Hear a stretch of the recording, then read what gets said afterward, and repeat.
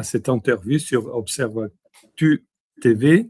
Une petite remarque au fait, mes travaux ethnographiques avec les pêcheurs datent d'à 40 ans. Oh, donc, ok. J'ai lu une bio qui est très ancienne. Pas de problème. Depuis j'ai travaillé sur la littérature médiévale européenne, les visions européennes de l'Asie, de l'Afrique. Et après, j'ai commencé à faire du travail de terrain en Éthiopie. J'ai commencé à faire du travail de terrain au nord d'Éthiopie en 1999. Et j'y retourne. Je viens de l'Éthiopie. La dernière fois que j'étais en Éthiopie, c'était il y a 2 mois. Donc, je travaille surtout sur la Corne d'Afrique, sur les conflits, les mémoires orales. Et ça, c'est mon niche de travail. Mais quant à la question que vous me posez, bien sûr, quand vous me parlez de déclin, ça, quand on parle d'évolution, de collapse, de déclin, on assume déjà qu'il y a des lignes, une façon linéaire de construire le discours historique. Pour un anthropologue, c'est un peu contraignant de penser dans ces termes. Bien sûr qu'il y a des facteurs, soit économiques, soit idéologiques, soit politiques, militaires, qui entrent là-dedans. Et bien sûr, si on remarque tous ces événements qui sont en train de se dérouler, et si on voit un peu avant, on peut dire qu'il y a quelque chose qui cloche dans le pot européen, surtout. Je parle pas tant des États-Unis, c'est une autre réalité avec d'autres contraintes, d'autres caractéristiques, et je pense que c'est salutaire quelquefois de nous mettre de remarquer et de constater qu'il y a un océan Atlantique entre l'Europe et l'Amérique. Bien sûr qu'il y a toute une histoire jointe, mais il y a aussi une histoire très, très jointe et contestée envers l'Afrique et envers l'Asie, le Proche-Orient. Donc, ce qui me concerne en tant que Portugais, et quelquefois un peu plaisant, un peu plus pour plaisanterie, j'ai l'habitude de parler des Portugais et aussi un peu des Espagnols comme des berbères catholiques. Et c'est un peu provoquant, mais il y a un peu ce facteur. Il y a cette histoire de dialogue quelquefois tendu entre la péninsule ibérique et le nord d'Afrique est une histoire qui beaucoup de fois est sous-estimée et négativisée à cause des discours officiels des États. Et bien sûr, il y a tous ces facteurs religieux, etc. Mais il faut quand même avoir l'audace de remarquer que l'Europe n'est pas une entité complètement unie. Entre le nord d'Europe protestant et le sud de l'Europe catholique et aussi orthodoxe, il y a aussi des différences culturelles, linguistiques, pas tant linguistiques, mais des différences culturelles et des trajets idéologiques qui, autant que vers le nord d'Afrique. Donc, il faut, pour moi, je pense que c'est bon de penser toutes ces dynamiques pas dans des catégories étanches, et donc parler de l'Occident, déclin de l'Occident, comme si c'était tout un gâteau uni. Je pense qu'il y a d'autres dynamiques. Ce que ce qu'on peut dire, c'est que à ce moment-là, l'Union européenne est en crise. Ça, je pense que c'est assez évident. Et il va avoir un moment, et ça va pas, on ne va pas le projeter pour ce moment pour un futur très distant. C'est quelque chose des décisions qui vont être faites dans 5-7 ans. Est-ce qu'on va continuer dans un projet de centralisation de l'Union européenne? Je pense que Bruxelles l'aimerait, les eurocrates l'aimeraient, mais il y a des facteurs plus et plus évidents en termes politiques, en termes aussi géomilitaires, qui nous disent qu'il y a d'autres choses qui peuvent se passer. Donc, on est dans un moment où les choses peuvent aller dans des pistes et des endroits assez différents. Il y a le gros, c'est pas un éléphant dans la chambre, mais c'est un ours dans la chambre, en disant c'est la question de la Russie. Et je pense que on n'a pas encore, on n'est pas très clair, on voit pas très clair ce qui va se passer dans 2, 3, 5 ans. On pourrait avoir un clash militaire qui serait tragique, absolument tragique pour l'Europe, pour le monde, mais on peut avoir aussi d'autres possibilités. Mais j'ai pas de boule de cristal, balle ou boule de cristal, donc j'ai pas vraiment, je peux pas prévoir ce qui va se passer. Ce que je pense c'est intéressant, c'est de voir que il y a des projets idéologiques, des projets soit disons civilisationnels qui sont aussi à ce moment-là en crise. Et on peut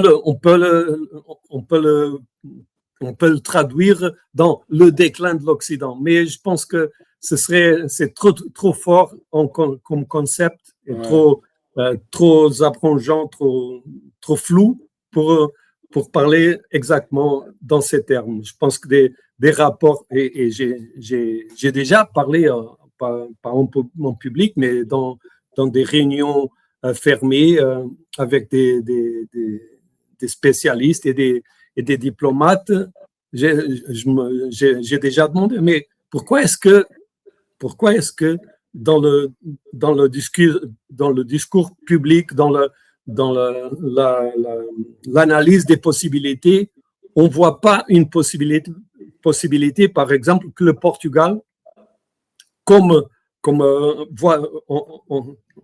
tenant compte de ses rapports avec le Brésil, par exemple, très proches, et des pays africains, pourquoi est-ce que le Portugal ne pense pas, par exemple, à demander un rapport, à proposer un rapport plus proche et voir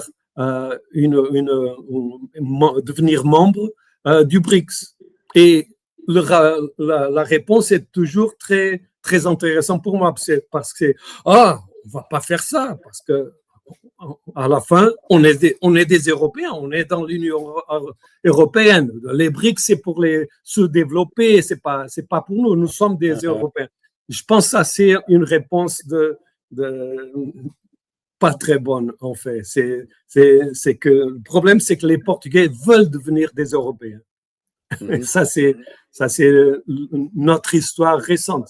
On veut être comme les autres, comme les Européens. Donc, quand on a des crises, on appelle les Portugais les bons élèves de l'Europe, parce qu'on fait tout ce qu'on veut, que Bruxelles veut, mais parce qu'on a précisément cette conscience inconsciente qu'on n'est pas vraiment des Européens comme, par exemple, les Hollandais le seraient. On est pauvres, on est en crise, on n'a jamais été, surtout le Portugal et la Grèce, on est entré dans l'Union européenne sans des conditions économiques, voire aussi politiques, et financière pour y être. Donc, on est devenu un pays consommateur et un pays assez périphérique qui vit des subsides européens qui ne contribuent pas beaucoup pour la richesse de l'Union européenne.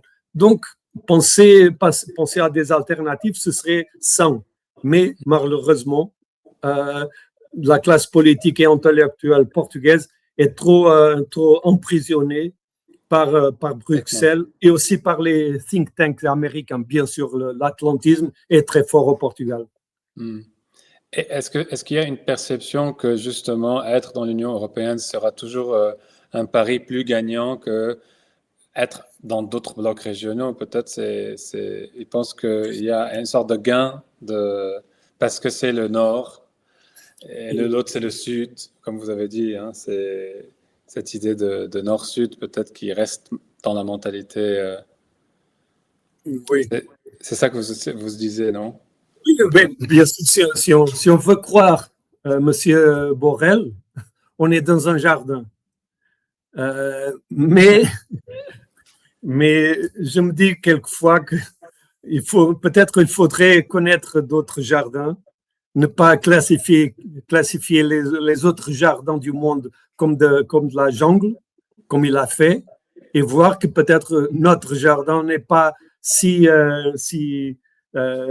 nettoyé, si agréable qu'on le pense. Peut-être il voyage pas suffisamment en Europe pour voir les tragédies. Et maintenant, au Portugal, aujourd'hui, et toute cette semaine, on vit dans une situation assez critique parce qu'il y a eu déjà quatre tempêtes avec des vents de 200 km à l'heure, de la pluie qui n'arrête jamais, des infrastructures qui sont complètement abîmées, de l'électricité qui n'arrive pas à presque 1 million de personnes dans le pays, et on est dans une situation de pré-catastrophe.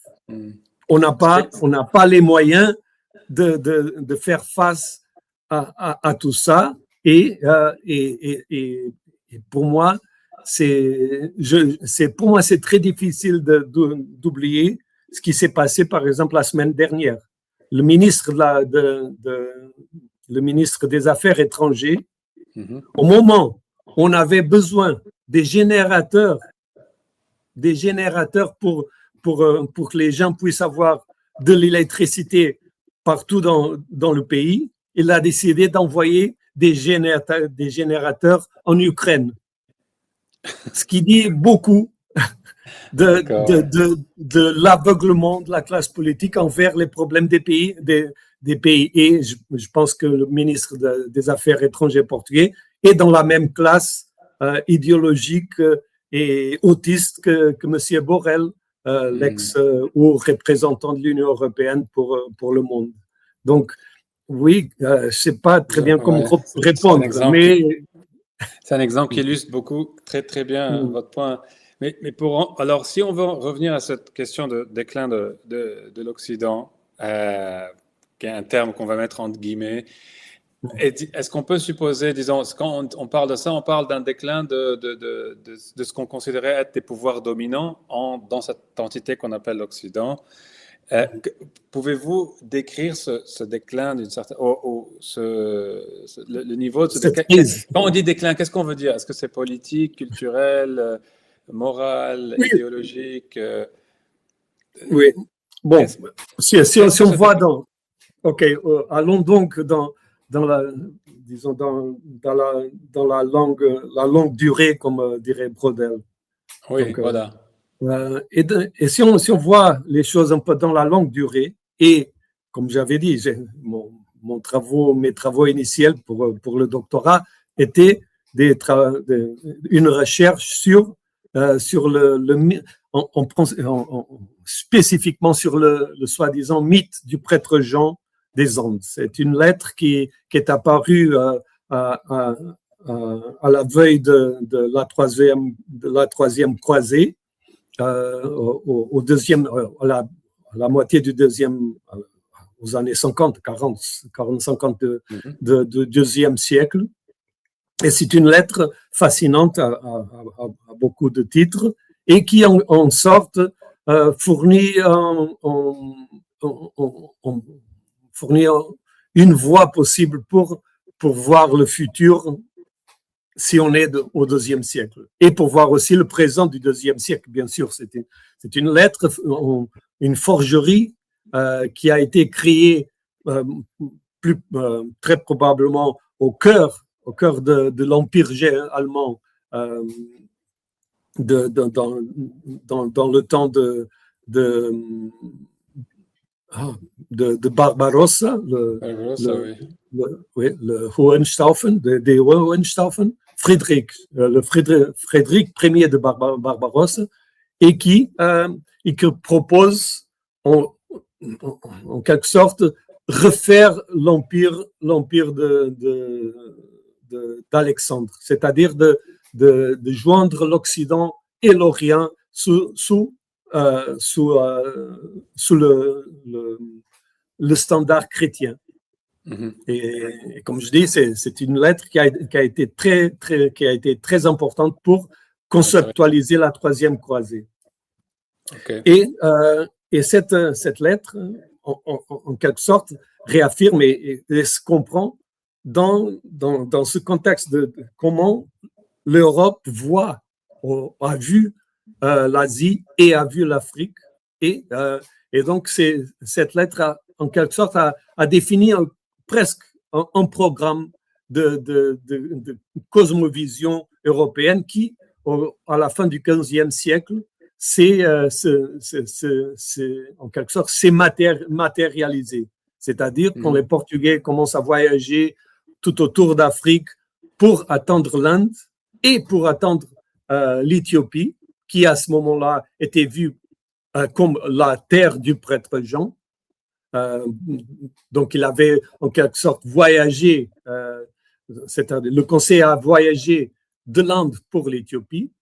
Et donc, les soi-disant découvertes, l'expansion portugaise en termes idéologiques était complètement ancrée dans une vision, dans une idéologie de croisée.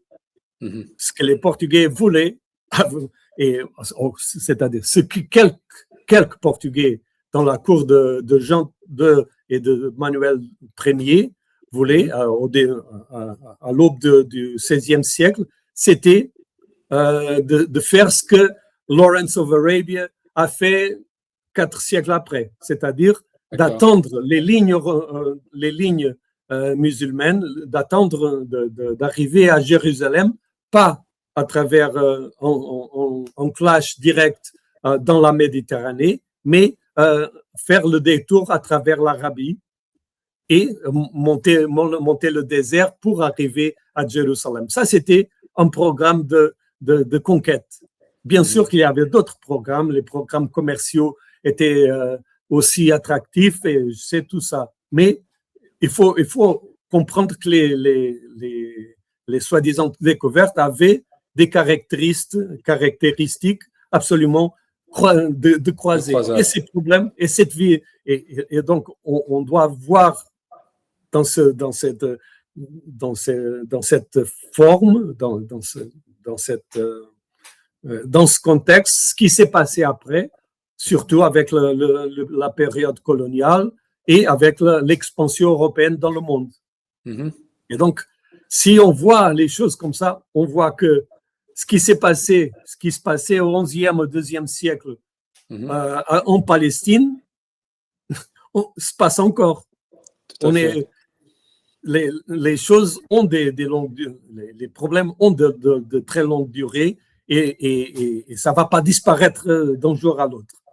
De l'autre côté, si on voit ces 5 siècles et on parle surtout de domination européenne à partir de la fin du 18e siècle, surtout au 19e siècle. Et donc, en termes d'hégémonie, surtout avec l'Empire anglais, britannique, mais aussi l'Empire français, c'était une courte durée. Ça n'a pas été une hégémonie multiséculaire. Mais quand même, il y a eu il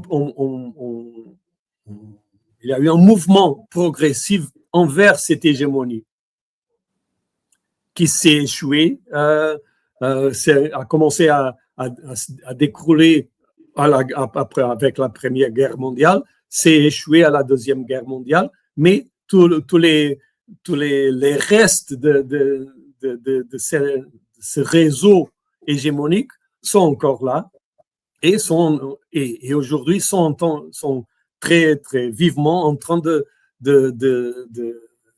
clasher, je ne sais pas très bien le nom en français, de rentrer en collision. Oui, de collider, d'entrer en collision avec d'autres réalités économiques, géopolitiques, parce que le monde, on pense toujours, bon, on était les grands... Ben c'est pas cette histoire de l'hégémonie européenne dans le monde, c'est pas une histoire multiséculaire, c'est-à-dire les Européens n'étaient pas, par exemple en Afrique, des dominateurs des royaumes africains, sinon après, dans la deuxième moitié du 19e siècle. C'est-à-dire, c'était les rois et les souverains africains qui dictaient les termes du rapport jusqu'à là. Donc, c'est pas, on peut pas dire qu'il y avait une Europe qui a été toujours très, très, très riche, très, très, très, très influente. C'est pas vrai, c'est pas vrai. L'Asie, soit l'Inde, soit la Chine, étaient des civilisations beaucoup plus riches et ancrées que les civilisations européennes. L'Europe a dominé les voies maritimes, ça c'était très important. Et cette histoire, on a commencé avec les Portugais. On a quelques responsabilités, quoique je ne suis pas marin, je n'ai pas famille de marins, donc je me soustrais à cette responsabilité. Mais quand même, je pense qu'il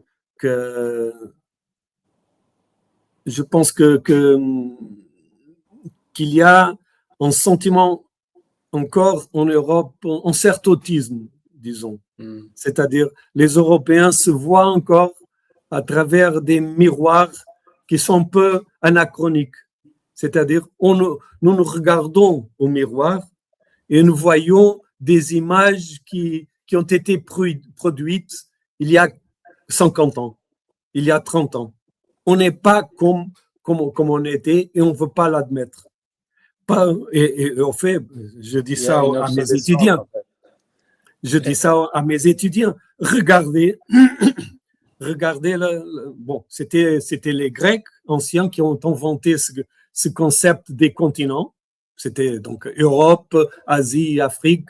C'est venu de l'imagination grecque.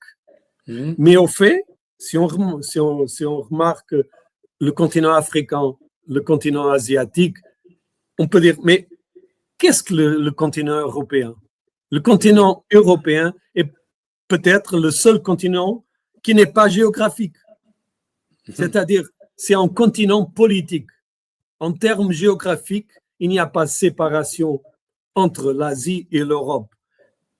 C'est-à-dire, les Urals ne font pas séparation. Le Volga ne fait pas séparation. Il n'y a pas une distinction géographique, orologique, hydrographique, maritime entre l'Europe et le reste de l'Asie. Et le rapport entre l'Europe et l'Afrique, c'est vrai, il y a en Méditerranée entre nous, mais ça ne fait pas de l'Europe un continent, ça fait une péninsule. C'est-à-dire l'Inde est beaucoup plus, qu'on appelle un sous-continent, est beaucoup plus continent que l'Europe l'est. Et nous ne voyons pas ça.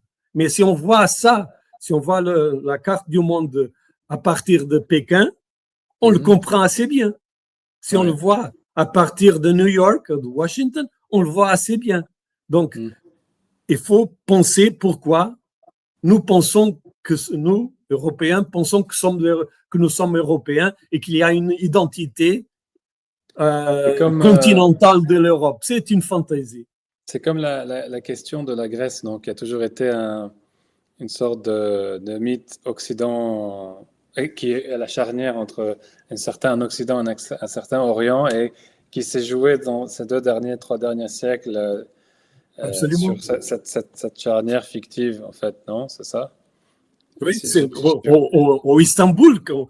Oui, Istanbul, oui. On traverse le pont et on est en Asie. C'est une construction qui est plus, comme je dis, idéologique, identitaire, historique qu'on fait géographique. Et ça, je pense que c'est cette reconnaissance de modestie, d'humilité, nous ferait bien pour nous penser dans le monde. Et je ne vois pas que c'est quelque chose qui va se faire dans les moments, dans les années prochaines. C'est d'admettre qu'on n'est pas... C'est très intéressant. C'est vrai que aujourd'hui, je voulais qu'on discute plus je voulais vous amener à une discussion sur BRICS et tout, mais j'aimerais beaucoup approfondir cette question d'appartenance ou de... Mais précisément, quand vous parlez de BRICS, il y a la Russie dans le BRICS. Ouais. Et la Russie est quoi? Européenne, asiatique. Ouais. C'est précisément pourquoi je disais, dans les prochaines années, on va devoir décider qu'est-ce qu'on fait avec le lourd dans la chambre. Est-ce que je peux vous demander au début juste de nous dire très vite qu'est-ce que le BRICS et pourquoi on pense est-ce qu'il y a une montée du BRICS sur la scène internationale, juste pour les auditeurs qu'ils comprennent de quoi on parle. Ok. Donc, je ne suis pas un spécialiste du BRICS, je sais ce qu'on dit, mais bon, le BRICS, c'est je pense que jusqu'à la guerre, au début de la guerre entre la Russie, l'Ukraine, l'OTAN, le BRICS était plus une carte d'intention qu'autre chose. Je pense que la solidification du réseau BRICS a été une conséquence de ce conflit, en quelque sorte. Ou bien, ce conflit a permis à la Russie, qui est un des grands inspirateurs du BRICS, de s'investir en développant les structures, les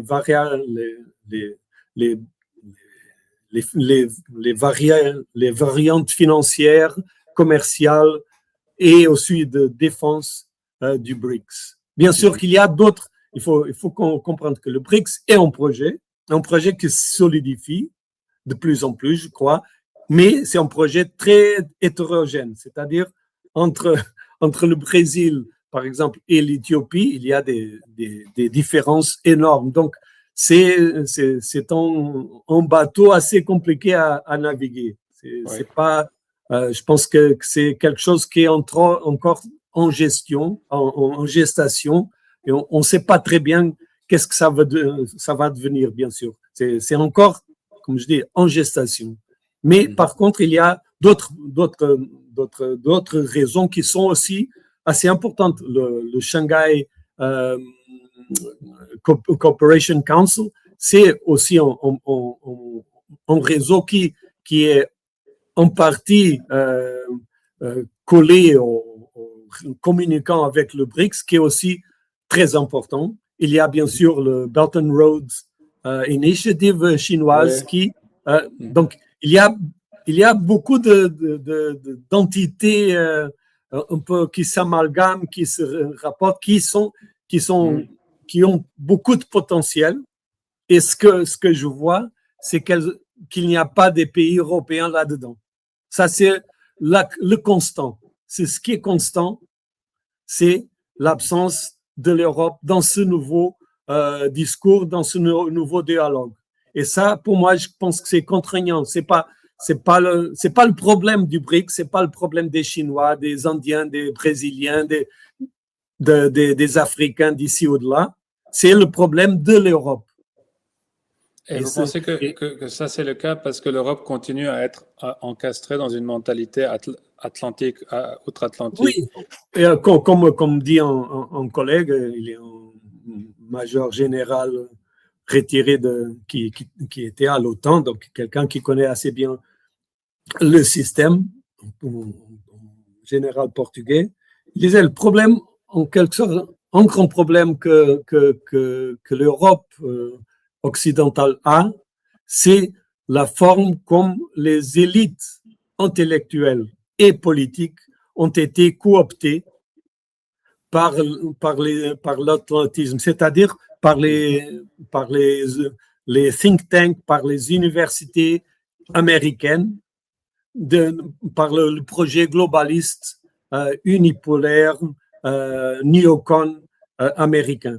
Et on vit avec ces élites, et elles, donc, quand vous me demandez, les Européens pensent, non, on ne sait pas ce que les Européens pensent, parce que les élites européennes ne veulent pas savoir ce que les Européens pensent là-dessus, parce que chaque fois que les Européens commencent, des pays européens commencent à penser un peu hors de la caisse, du box, je ne sais pas comment le dire en français, out of the box, il y a des problèmes, ou bien il y a Marine Le Pen qui est accusée de ça, ou bien il y a le candidat de Roumanie qui est accusé de quelque chose. Quand il y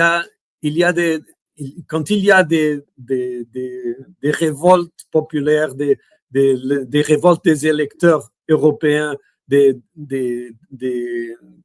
arguments qui vont contre cette unicité, il y a un caractère répressif de Bruxelles qui s'épand sur l'Europe. Et ça, c'est très intéressant parce que comme il y a des gens qui disent qu'on est déjà dans le 4e Reich, et peut-être c'est vrai, on ne sait pas jamais. Tout à fait, non, je comprends.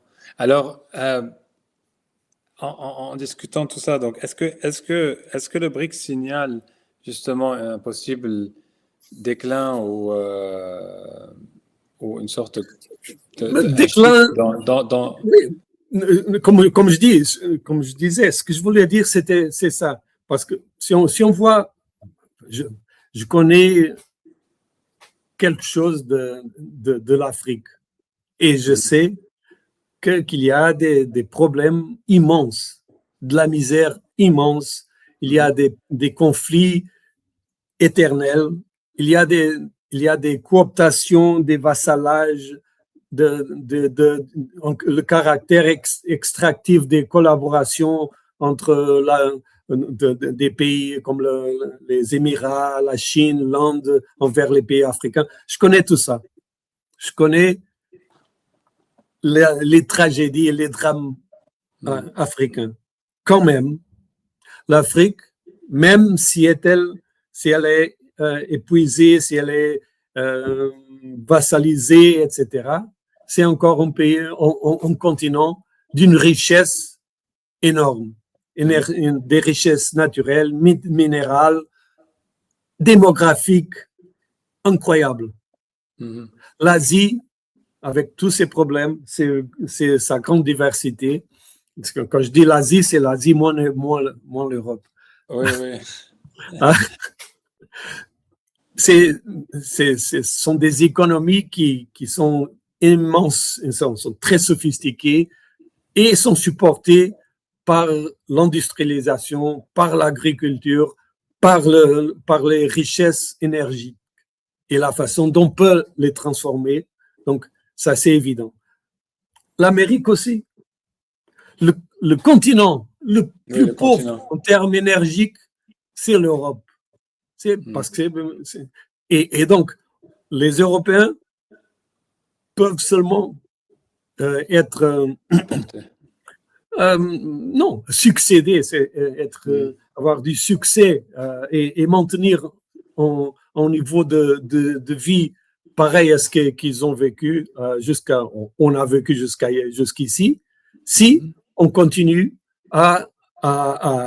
sinon à dominer, au moins à profiter de ces richesses des autres continents. Et je ne vois pas comment on peut faire ça sans admettre que le BRICS est une entité qui est aujourd'hui plus importante en termes financiers, en termes de GDP, que le G7. Et ça, comme on dit en Portugal, c'est un crapaud qu'il faut avaler. C'est-à-dire, ça va être difficile pour les Européens d'avaler cette réalité, la réalité qu'on n'ait plus des hégémons, qu'on n'ait pas des outils intellectuels, politiques, militaires pour avoir du pouvoir et s'affirmer dans le monde. On n'a pas. Le problème, c'est qu'il faut voir l'histoire européenne. Et l'histoire européenne nous dit il n'y a pas une Europe unie, ça c'est une fiction. Il y a des souverainetés qui sont définies millénairement comme des entités contrastantes. C'est-à-dire, il y a l'Allemagne, il y a la France, il y a la Pologne. Et quand l'Allemagne commence à développer son armée, je dirais, les Polonais ont peur des Russes, c'est vrai, mais je dirais qu'ils sont aussi peureux des Allemands.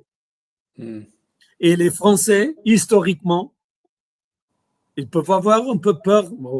On pensait qu'ils peuvent conquérir la Russie, peut-être. Il y a eu jadis une fois que Napoléon a tenté ça. Mais ce que la France sait, c'est que le rapport avec l'Allemagne n'a jamais été un rapport assez tranquille au cours des siècles. Donc, ça, c'est l'histoire de l'Europe.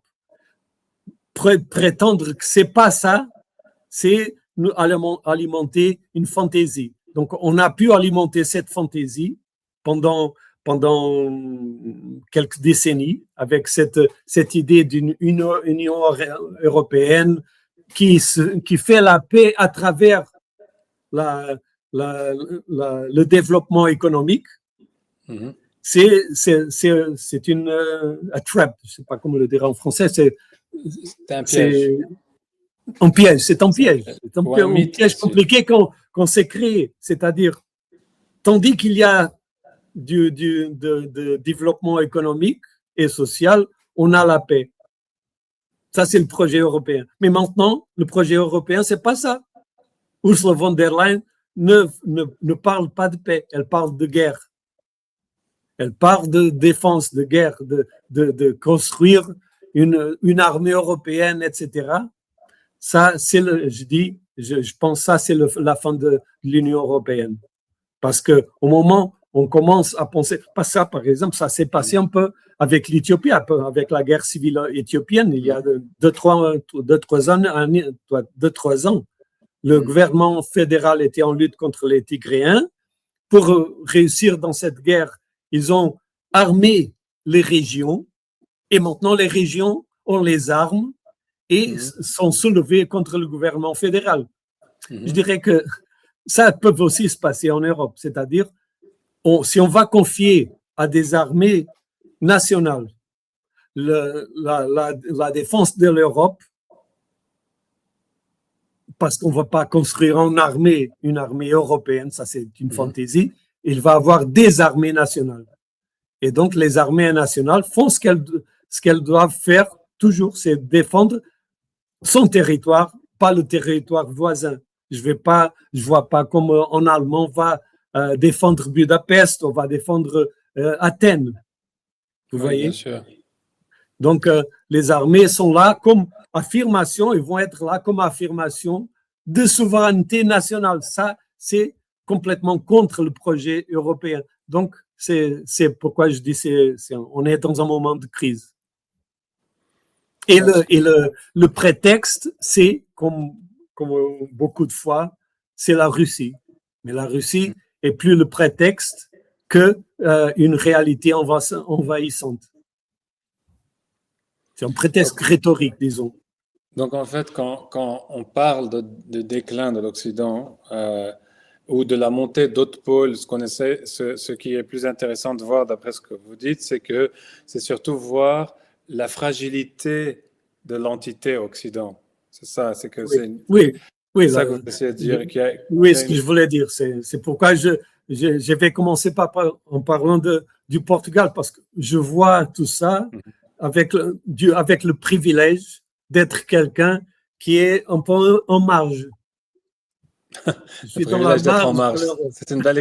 C'est très bien dit ça. Le privilège d'être en marge. Oui. Et bien sûr, mais aussi je sais que l'histoire, le Portugal existe aussi. Ça ne faut pas l'oublier.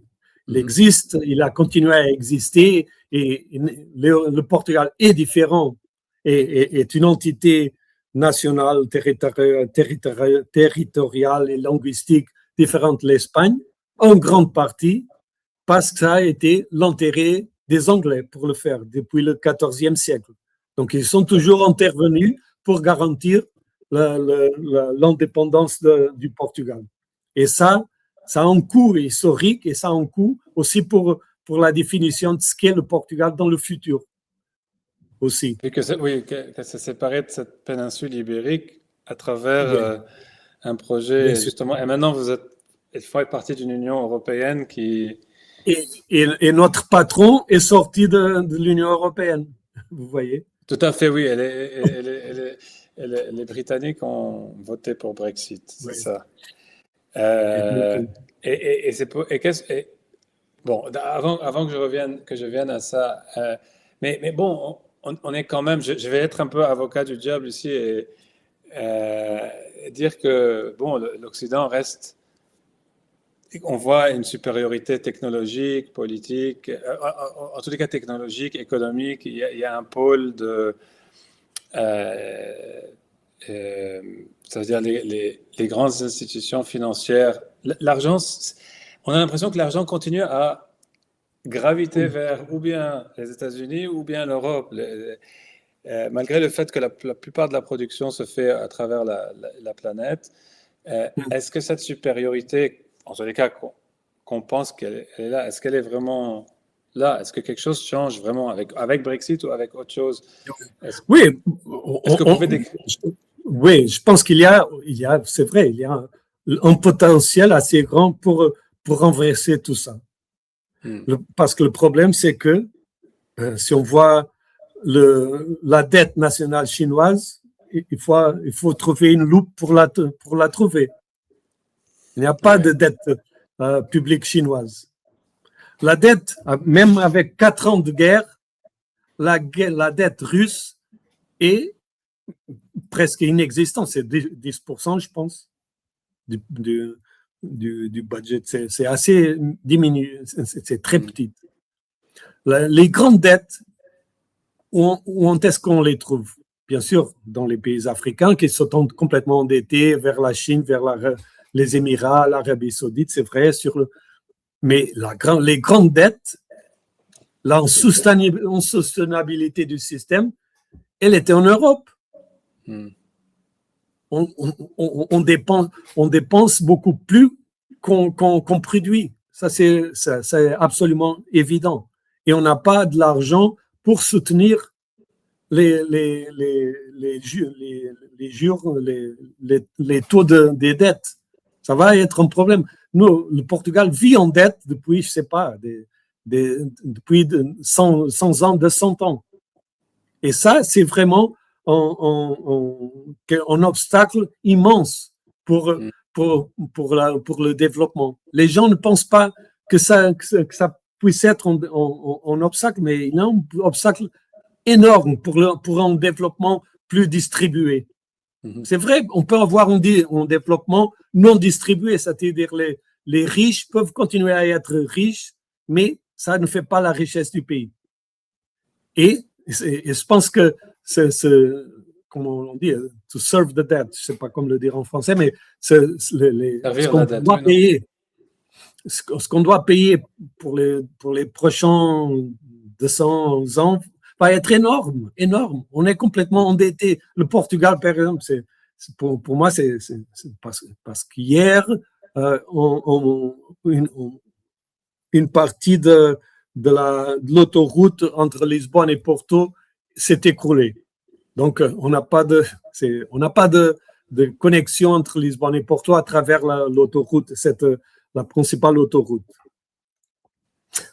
Les autoroutes au Portugal se sont multipliées au début du XXe siècle.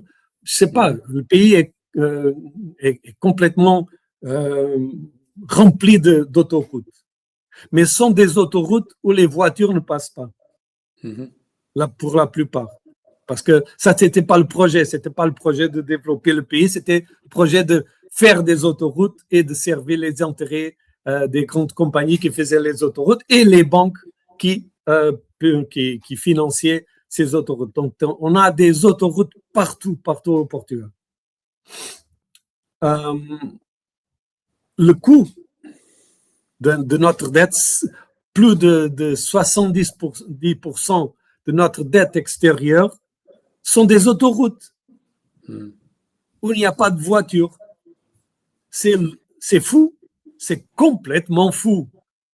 Mais on va payer ça pendant des décennies et des décennies parce que on peut pas changer ça. On doit cet argent aux banques et on doit le payer. Et ça on a investi dans la création des infrastructures, des éléphants gris ou je sais pas quelle couleur, et on est complètement pris par cette initiative qui a été, on m'a pas demandé de faire de tant d'autoroutes, vous voyez. Ça a été des décisions qui ont complètement outrepassé les intérêts des Portugais. Et maintenant, on est dans cette situation. On n'a pas d'argent. On n'a pas d'argent pour soutenir un système d'urgence, pour faire soutenir l'éducation. On n'a pas d'argent pour ça. Et même on parle de prêter des millions et des millions en Ukraine. C'est la folie. Il n'y a pas de logique dans le système. Et ça, c'est très dangereux. Quand le système devient surréaliste. Mais est-ce que ça dit que... Est-ce que ceci dit qu'il n'y a pas d'argent dans certains pays en Europe et non dans d'autres? Vous pensez que c'est une situation généralisée dans toute l'Europe? C'est-à-dire, est-ce que ça signale une certaine inégalité? Absolument. Absolument. Ouais. Parce que, je le dis encore, l'Europe unie, c'est quelque chose qu'on a voulu construire en feignant l'absence de la désunion, du manque d'union. Donc ça, c'est un projet d'ingénierie civilisationnelle que je pense que n'a pas de champ pour se développer. Je pense qu'il attend la fin ce projet attend la fin parce que historiquement le sud de l'Europe n'a beaucoup pas à voir avec le nord d'Europe. Ouais. En tant que quelqu'un qui vient du sud, je me trouve beaucoup plus proche en termes communicationnels, culturels, gastronomiques, quoi que vous voulez, avec le Maroc, la Tunisie, le Libanon, la Turquie, l'Égypte, qu'avec en finlandais. Vous voyez? Oui, je me sens plus à l'aise. Quand je voyage, je suis beaucoup plus à l'aise à Beyrouth ou à Tripoli que je suis à Helsinki. Ouais. Et ça, ces réalités qui sont des réalités de quelque chose qui est très ancré dans l'identité communicationnelle, la sociabilité et quelque chose qui a été mis à l'écart. Mais en fait, il y a des catholiques du sud, il y a des protestants au nord. Ça, il y a eu trop de sang versé pour marquer la différence. Et donc, la faire disparaître, je pense que c'est un projet un peu fou. Et il y a eu la possibilité de faire d'autres choses, d'investir dans la communication intra-méditerranée, aurait-il eu une autre possibilité. Et vous pensez Mais pas on n'a pas fait ce chemin, on a fait un chemin qui au fait semble presque comme un projet de colonisation du nord d'Europe vers le sud d'Europe. Et ça, c'est critique. Et vous ne pensez pas que le discours Europe chrétienne contre l'immigration non, enfin, disons musulmane ou autre, c'est pas un discours qui accroche tous les Européens, ou c'est quelque chose qui va se diviser entre le nord et le sud de l'Europe? Parce que vous disiez que bon, le nord et le sud de l'Europe sont divisés, mais sont-ils pas unis à travers ce genre de slogan? Oui, ça c'est bien sûr qu'il y a, parce que moi je ne vois les choses jamais comme je l'avais dit au début, comme un gâteau solide. Il y a des tensions, il y a des éléments de ralliement, de dissension. Ça, il faut voir les tendances et bien sûr que ça existe. Ça, c'est quelque chose on dirait, s'il y a un continent européen, il s'est aussi défini précisément historiquement, à travers les croisades, le rapport de conflictueux vers l'islam. Ça, c'est si on a un continent européen, il est ou bien catholique, ou bien protestant. Bon, on admet les Grecs parce que bon, ils sont orthodoxes, mais à la fin ils ont inventé l'Europe, donc on les accepte. Je plaisante un peu, mais vous voyez, c'est vrai que la Turquie attend depuis 30 ans une réponse de l'Union européenne. Mais il y a M. Zelensky qui dit « Je veux être dans l'Union européenne » et Ursula von der Leyen dit « Bien sûr, venez ». Ça, c'est la folie.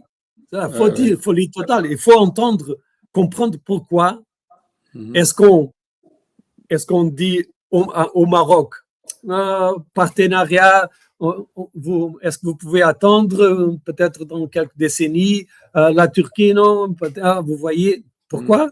Ils sont musulmans. Donc, et qu'est-ce que sont les Ukrainiens? Des Européens convicts? Non, ça c'est une fallacie.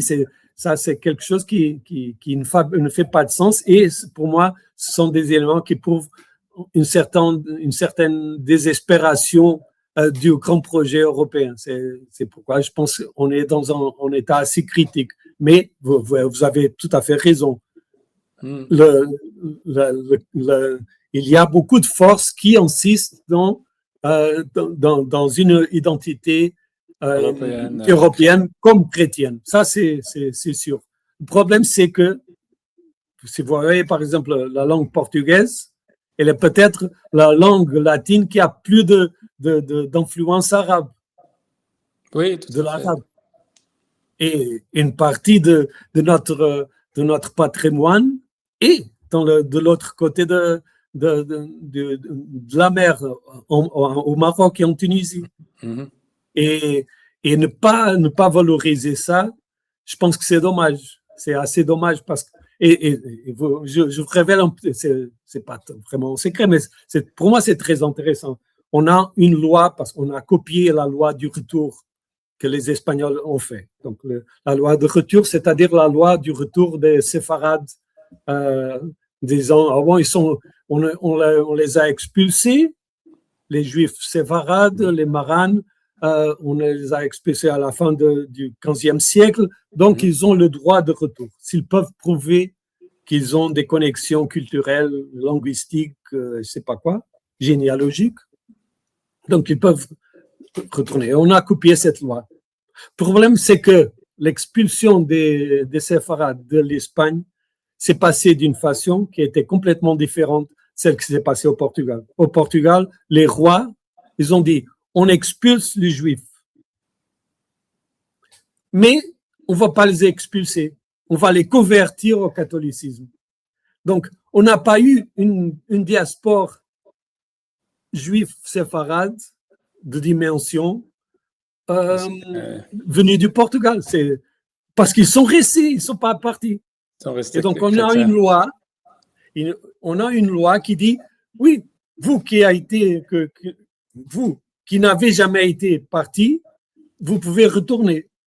Au fait, il y a eu presque 300 000 demandes de visa de nationalité portugaise venues d'Israël. Parce que c'est très facile. Vous inventez votre généalogie et comme ça, vous avez un passeport Schengen. Et donc, on a maintenant des centaines de milliers de nouveaux juifs au Portugal après l'expulsion qui n'est jamais occurrue, et on accepte ça. Mais le problème, et c'est pas un problème, mais c'est intéressant de le remarquer, c'est que la proclamation du roi en 96, pardon, disait on expulse les juifs et les morts. Pas seulement les juifs, les juifs et les morts. Donc la plupart des musulmans ont parti en Espagne et après ils se sont dispersés. Une grande partie est allée au Maroc, en Algérie. C'était surtout, ils sont partis à partir surtout au XVIe siècle, à la fin du XVIe, début du XVIIe siècle, ils sont partis à partir de Valence. C'était une grande trame. Mais le fait est que la loi du retour est exclusive pour les juifs séfarades. Mais on devrait dire, mais pourquoi ne pas réadmettre, admettre que on a expulsé aussi les musulmans et qu'ils ont aussi du droit à revenir parce qu'ils sont portugais. Mais ça, il n'y aurait jamais un tribunal constitutionnel qui va accepter qu'il faut réadmettre, de réparer historiquement une expulsion de musulmans portugais qui sont partis en Espagne et après au nord d'Afrique. Mais c'est vrai que les institutions familiales, elles sont encore là. Si vous allez à Fès, par exemple, il y a encore des Portugais qui sont venus, des Marocains qui sont venus du Portugal. Donc, pourquoi pas les réadmettre comme des citoyens portugais? Je ne sais pas comment répondre à votre question, mais ça, c'est un problème. Non, on ne sait pas comment solutionner tout ça.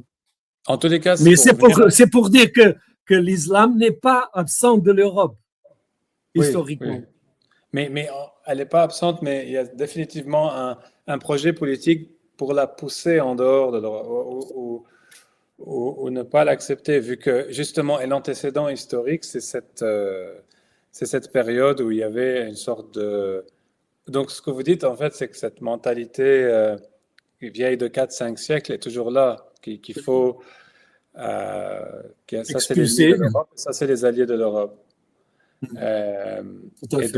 Et qui se lie toujours aujourd'hui dans le monde. Mais est-ce qu'on peut dire que ça, juste pour conclure à ce moment-là et revenir à notre thème, est-ce qu'on peut dire que cette dynamique fait partie de quelque chose qui fragilise justement l'Europe? Parce que ce que vous dites, vous, c'est la force peut-être vient dans cette diversité, dans cette connexion au reste du monde, et ne pas rester sclérosé dans une dynamique ou bien outre-Atlantique, avec une mentalité nord-sud hiérarchique. En fait, c'est ça, en fait, ce que vous essayez de dire, si j'arrive à résumer. Oui, en quelque sorte, oui. C'est-à-dire, je pense que c'est comme si on avait eu une grande fête. Parce que ce qui s'est passé entre 1945 et aujourd'hui, ça a été pour l'Europe la grande fête de l'éducation gratuite, la santé, le développement, le plan Marshall, etc. On a vécu beaucoup au-dessus de nos possibilités. On a fait une orgie. L'Europe, les pays européens ont fait l'orgie pendant des. On a. Ah oui, l'égalité, la fraternité, la liberté, la démocratie, on l'a fait tant qu'on peut exploiter tout le monde. D'accord, oui, voilà, C'est évident. exactement. Et que maintenant, la soirée est terminée. Et ça, oui, la soirée est terminée et je pense que c'est la possibilité, c'est que maintenant, chacun de nous va rentrer chez soi et avoir faire un peu comment est-ce qu'on dit? Oui, un peu. Et de voir les trajectoires qu'on a créées dans chaque des pays. Et elles sont tous différentes. La trajectoire allemande est une trajectoire qui a de l'empire turc, comme vous savez, énorme. C'est un problème des Allemands, c'est pas un problème. Le problème des Allemands, c'est de penser le futur à partir de leur réalité. Et leur réalité a peu de comparaison avec la réalité de l'Espagne ou du Portugal ou de l'Angleterre ou du Royaume-Uni ou des Unis, je dirais, ou de la France ou de quoi que ce soit. Donc, il faut refaire des identités et réimaginer le futur, pas tant en tant qu'Européens, mais en tant qu'habitants dans des territoires définis par la souveraineté nationale. Je pense que ça va se passer parce que l'Europe n'a pas de réponse pour les nécessités de recentration identitaire des divers pays. Les réalités sont trop diverses pour faire un clean state et dire bon, on va devenir tous des Européens transnationales. Il n'y a rien, il n'y a pas d'Européens. C'est une fantaisie. Si l'Europe ou si l'Européen, c'est Ursula von der Leyen, laissez-moi être marocain. Oui, tout à fait. Merci. C'est une bonne image sur laquelle on peut terminer cette interview. Merci beaucoup, professeur. C'était un plaisir. Ramos. Et excusez-moi, quelquefois mon français. Ah non, c'était impeccable. Il échappe. Merci bien. C'était un plaisir. À vous et j'espère à une prochaine. J'espère aussi. Au revoir. Au revoir.